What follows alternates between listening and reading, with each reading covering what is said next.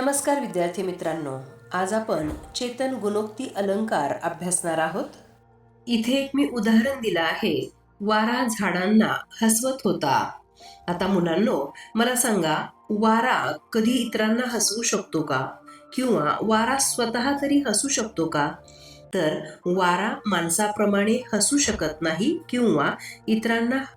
आणखी एक उदाहरण पहा. झाडे वाऱ्याबरोबर नाचत होती. आता इथे झाडांना माणसाप्रमाणे नाचण्याची कृती दिलेली आहे. आता झाडं नाचत नाहीत किंवा वाराही झाडांना नाचवत नाही, परंतु इथे झाडं माणसासारखी कृती करताना दाखवलेले आहे. आपल्याला चेतन गुणोक्ती अलंकाराची व्याख्या पाहायची आहे. निसर्गातील निर्जीव वस्तू सजीव आहेत अशी कल्पना करून त्या निर्जीव वस्तू माणसाप्रमाणे वागतात किंवा कृती करतात असं वर्णन जिथे जिथे असतं तिथे चेतन गुणोक्ती हा अलंकार होत असतो. आणखी एक सुंदर उदाहरण पाहूयात. ती पहा, सर्वात मागे आपली मान उंचावून पाहणारी टेकडी. मुलांनो, टेकडी कधीच मान उंचावून पाहत नाही. इथे मान उंचावणं हा माणसाचा गुणधर्म आहे. तिच्या पायाजवळून उड्या मारीत व गात जाणारा तो अवखळ झरा. आता झरा गाणं म्हणत नाही किंवा उड्यासुद्धा मारत नाही, हेही माणूसच करतो. त्याच्या दोन्ही हातांना पसरलेली हसणारी व वाऱ्याने डुलणारी शेतं हसत नाहीत, डुलत नाहीत, पण त्यांना हा माणसांचा गुणधर्म दिलेला आहे. सायंकाळच्या अशा प्रशांत वातावरणात तिथे ध्यानस्थ बसलेली एकच एक झोपडी. आता झोपडी ध्यानस्थही बसत नाही, तेही माणूसच करतो. आणि तिच्यावर आपल्या मायेचे छत्र धरून उभा असलेला वृक्ष. झाड कधी मायेचं छत्र धरत नाही. इथे सगळ्या गोष्टी ह्या माणसांच्या दाखवलेल्या आहेत. सगळे गुणधर्म हे माणसांचे सांगितलेले आहेत. आपण आत्ता चेतन गुणोक्ती या शब्दाचा अर्थ पाहूयात. चेतन म्हणजे जिवंत असलेला, ज्यांच्यात जाणीव आहे असा. आणि गुणोक्ती म्हणजे एखाद्याचा गुण दुसऱ्याला दिल्याचं वर्णन.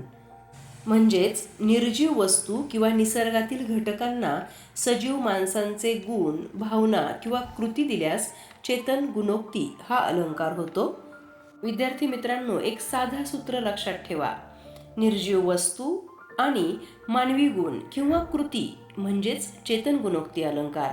जिथे जिथे तुम्हाला निर्जीव वस्तूंना मानवी गुण दाखवलेले आहेत तिथे तिथे चेतन गुणोक्ती हा अलंकार होत असतो.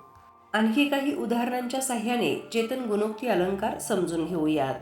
पहा, फुले वाऱ्याशी हसत होती. तुम्हाला माहिती आहे की फुलं माणसांसारखी हसू शकत नाहीत.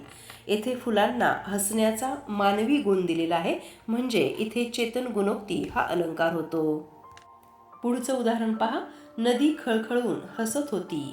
खरं तर नदीला हसता येत नाही, तिला हसण्याची मानवी कृती दिलेली आहे, म्हणून इथे चेतन गुणोक्ती अलंकार होतो.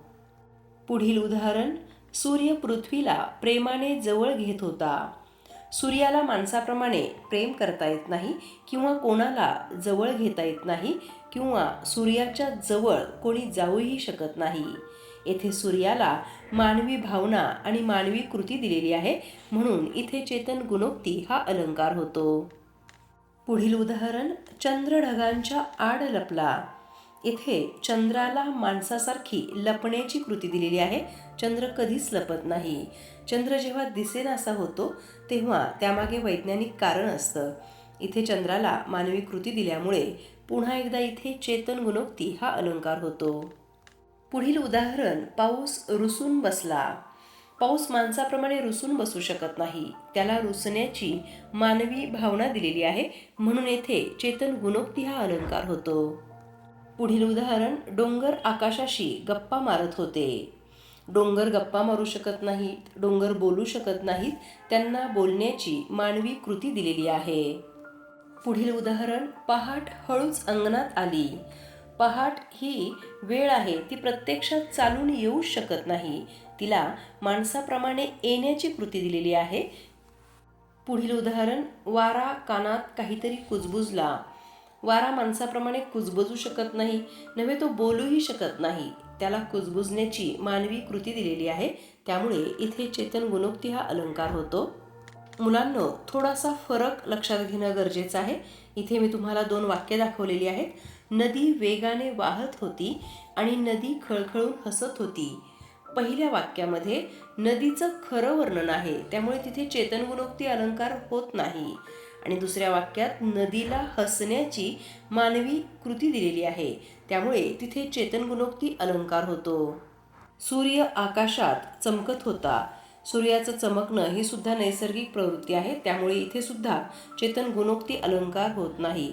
पण सूर्य आकाशात हसत चमकत होता असं जर उदाहरण असतं तर हसणं ही सूर्याची मानवी कृती झाली आणि त्यामुळे तिथे चेतन गुणोक्ती अलंकार होतो.